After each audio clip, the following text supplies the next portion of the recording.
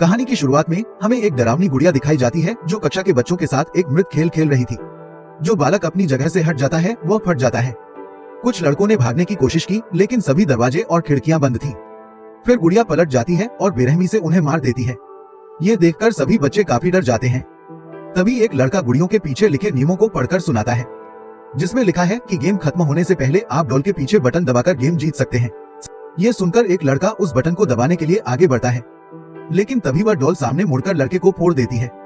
तभी यह देखकर एक लड़की डर के मारे चीख पड़ी, जिससे वह छोटी छोटी गेंदों में भी ब्लास्ट हो जाती हैं। अब केवल 1 मिनट का समय बचा था तो सभी उस बटन को दबाने के लिए दौड़ पड़े, लेकिन गुड़िया सामने मुड़ जाती है, जिसे हर कोई एक एक करके ब्लास्ट कर रहा था। अब पूरा फर्श छोटी छोटी गेंदों से भर गया था और सिर्फ चश्मा वाला लड़का और असुका जिंदा बचे थे। तब चश्मे वाले लड़के को एक विचार आता है। वह असुका को अपने कंधे पर कूदने और बटन दबाने के लिए कहता है। केवल 1 सेकंड बचा था, तभी असुका कूद जाती है और बटन दबा देती है और खेल जीत जाता है, जिससे दोनों लड़कों ने चैन की सांस ली और चश्मा वाला लड़का असुका को बधाई देता है।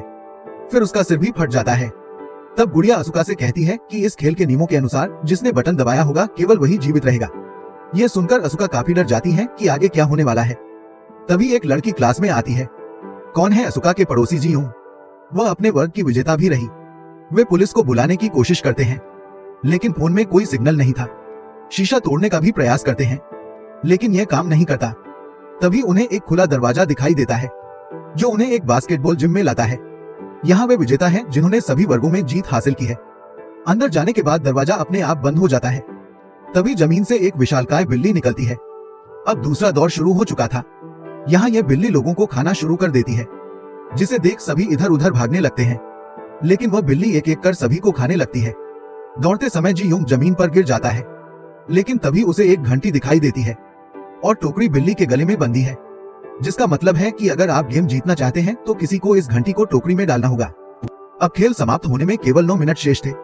तभी एक बास्केटबॉल खिलाड़ी आता है और गेंद को टोकरी की ओर फेंक देता है, और जैसे ही वह जीतने वाला था बिल्ली ने अपने दोनों हाथों से गेंद को रोक दिया और वह गेंद को लड़की की ओर फेंकता है, जिससे बच्ची की मौत हो जाती है।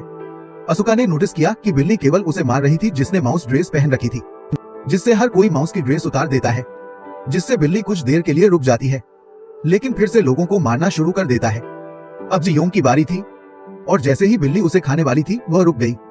असुका खुद माउस ड्रेस पहनती है ताकि बिल्ली उसकी तरफ आ जाए, जो जी योंग को बचाता है। अब बिल्ली सबको छोड़कर असुका को मारने लगती है, लेकिन चूहे के वेश में असुका बिल्ली की बातें समझने लगी। असुका बिल्ली की पीठ पर चढ़ जाती है और सहन करने लगती है। उसे देखकर बाकी सब भी उसकी मदद करने लगते हैं। ऐसा करने से बिल्ली किसी पर हमला नहीं करती है और वह सोने चली जाती है, लेकिन उसके सो जाने के बाद सभी आपस में लड़ने लगते हैं। गेंद को टोकरी में कौन फेंकेगा, क्योंकि उन्हें लगा था कि पिछले गेम की तरह ही बॉल फेंकने वाला ही बचेगा। उनकी आवाज सुनकर बिल्ली भी जाग जाती है और सभी को मारने लगता है, लेकिन जी योंग और असुका ने बिल्ली को भ्रमित करने के लिए 2 गेंद फेंकी। उनमें से एक घंटी है और दूसरी साधारण गेंद है, जिसे बिल्ली गेंद को रोक नहीं पाती और वह जीत जाती है और वो इस मैच को जीतने के बेहद करीब हैं। लेकिन असुका का उद्देश्य गलत है। अब उनके पास सिर्फ 2 सेकंड का समय बचा था।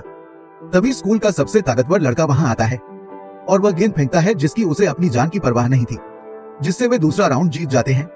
उस लड़के का नाम अमाया है। यहाँ सिर्फ जी योंग, असुका और अमाया बची थी।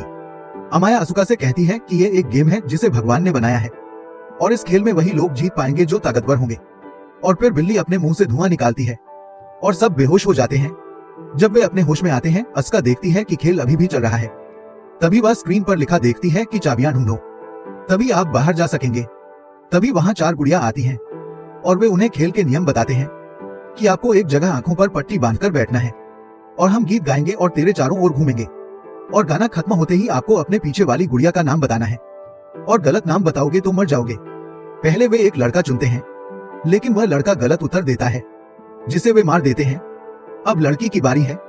उस वक्त वह सही डॉल का नाम भी नहीं बता सकती है और गुड़िया उसे बड़ी दया से मारती है।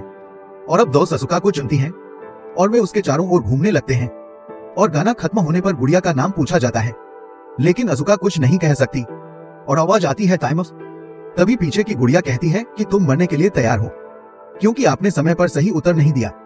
असुका जब डॉल की आवाज सुनती है तो वह तुरंत डॉल का नाम लेती है। इस पर चारों गुड़िया हंसने लगती हैं कि अब जवाब देने का कोई मतलब नहीं है। तब असुका बताती है कि उनके फोन से टाइम अप की आवाज आ रही थी यानी जब पहले दो लोगों के साथ गेम खेला गया, फिर उसने उनकी आवाज रिकॉर्ड की और यहाँ वह उन्हें बेवकूफ बना रहा था।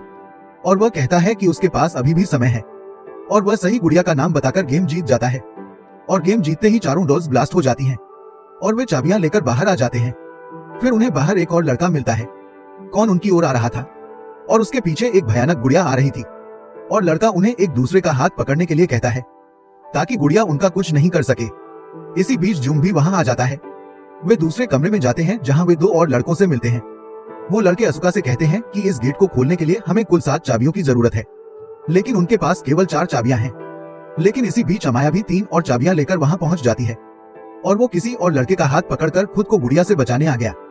और अंदर आते ही अमाया उस लड़के को मार देती है और जैसे ही वह चाबी रखती है एक आवाज आती है कि तुम सब अपने कपड़े बदल लो। और जैसे ही वे अपने कपड़े बदलते हैं वे अगले गेम की ओर बढ़ जाते हैं। अब इस दूसरे स्तर पर एक सफेद भालू उन्हें ट्रू या डेयर खेलने के लिए कहता है। इस खेल का नियम यह है कि जब तक सभी प्रश्नों का सही उत्तर न दे तब तक वे सभी बच जाएंगे, लेकिन जैसे ही कोई झूठ बोलेगा वह भालू उस व्यक्ति को मार डालेगा। भालू उनसे पहला सवाल पूछता है कि उनका पसंदीदा भोजन कौन सा है, जिस पर सभी अपने पसंदीदा खाने का नाम बताते हैं। लेकिन भालू कहता है कि नहीं, तुम में से कोई है जो झूठ बोल रहा है। और बहुत सोचने के बाद पता चलता है कि वो लड़का ही है जिसका पीछा उस डरावनी गुड़िया ने किया था। लेकिन वह लड़का कहता है कि नहीं, उसने सच कहा है। लेकिन फिर भी वह भालू उसे मार डालता है। अब भालू दूसरा सवाल पूछता है, क्या आप सभी को भालू पसंद हैं? हर कोई हाँ कहता है। यह सुनकर भालू को गुस्सा आ जाता है और वह कहता है कि इस बार भी कोई झूठ बोल रहा है। इस बार सभी एक लड़की को टारगेट करते हैं कि वह झूठ बोल रही है, जिस पर लड़की कहती है कि नहीं, मैं सच कह रही हूँ। लेकिन कोई उसकी बात नहीं मानता। तभी भालू उस लड़की को मार डालता है। यह देखकर असुका समझ जाती है कि यहाँ कौन पड़ा है और भालू की ओर इशारा करते हुए कहता है कि वह झूठा नहीं है बल्कि तुम हो, क्योंकि तुम गोरे नहीं बल्कि काले भालू हो। फिर भालू सफेद से काला हो जाता है, जिससे वे गेम जीत जाते हैं। फिर वे 5 बच्चे अपने अंतिम स्तर पर जाते हैं। वहां उन्हें एक गुड़िया मिलती है। उनकी तारीफ करते हुए कहते हैं कि शाबाश, तुम इस मुकाम पर पहुंच गए।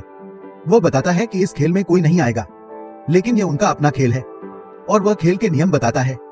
5 में से एक शैतान बन जाएगा और बाकी जाकर छिप जाएंगे।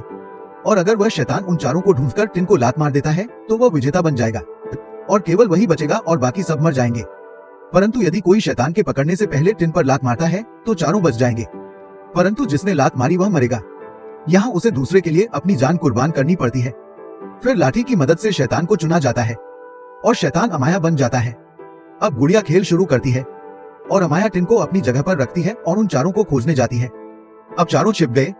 इनमें अमाया 2 लोगों को आसानी से पकड़ लेती है और उन्हें खूब मारकर जेल में बंद कर देता है। और जियूंग और असुका भी एक जगह छिप जाते हैं, लेकिन अमाया भी वहां पहुंच जाती है। तब असुका को बचाने के लिए जियूंग अमाया के पास आता है और फिर अमाया भी उसे पकड़ लेती है। तब अमाया असुका से कहती है कि मुझे तुम्हें खोजने की जरूरत नहीं है, क्योंकि मैंने तीनों लोगों को पकड़ लिया है और अब वे तीनों मर जाएंगे। दरअसल अमाया ये सब असुका को बाहर आने के लिए कह रही थी। तब जियूंग उससे कहता है कि तुम कृपया बाहर मत आना, लेकिन उसकी बात न मानकर वह भारी कवच पहनकर बाहर आ जाता है। तब अमाया कहती है कि क्या तुम इस कवच को लेकर मुझे हराने आए हो? मुझे बस आपका हेलमेट उतारना है और मुझे आपका नाम लेना है और मैं विजेता बनूंगा और तुम सब मर जाओगे। वह आसानी से असुका का हेलमेट उतार देता है। तब असुका बताती है कि कवच में आने का मकसद अमाया को हराना नहीं है, लेकिन उसे रोकने के लिए वह कवच भी पानी में कूद जाता है। अब क्योंकि असुका ने अमाया और खुद को जंजीर से बांध रखा था, तभी अमाया भी उसके पीछे चली जाती है। लेकिन असुका किसी तरह कवच से बाहर आ जाती है, लेकिन वह बुरी तरह जख्मी हो गई थी। अमाया जो जंजीर से बंधी है वह अपनी पूरी ताकत इस जंजीर को तोड़ने में लगाता है और वह उसके पीछे भागता है। और दूसरी तरफ असुका भी टिन को किक मारने के लिए दौड़ती है, लेकिन इन दोनों से पहले असुका टिन को किक मार देती है, जिससे वह गेम जीत जाता है। लेकिन अब वे सब उदास हो जाते हैं, क्योंकि खेल के नियमों के मुताबिक असुका को मरना ही था, लेकिन वह टिन ब्लास्ट नहीं होता। असुका की जान बच जाती है। फिर गुड़िया आती है और बताती है कि उन्होंने टिन ब्लास्ट के बारे में झूठ बोला था और वे सभी 5 खेलों के विजेता हैं। और गुड़िया उन्हें आइसक्रीम देती है और गुड़ियों का कहना है कि अब वे अपने सामान्य जीवन में वापस जा सकती हैं। देखने के लिए धन्यवाद।